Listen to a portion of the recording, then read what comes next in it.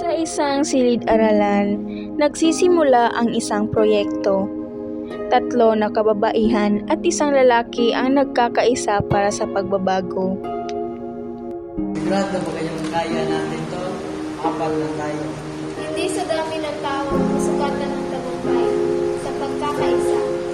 Kaya nating magtagumpay basta sama.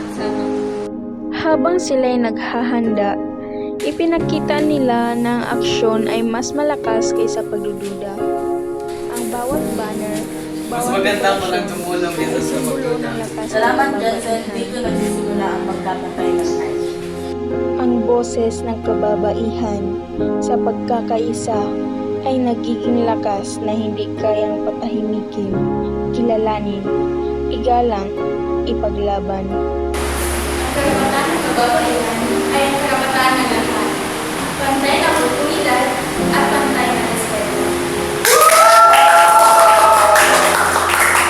Sa bawat paaralan, may boses na madalas na hindi naririnig, ang boses ng kababaihan.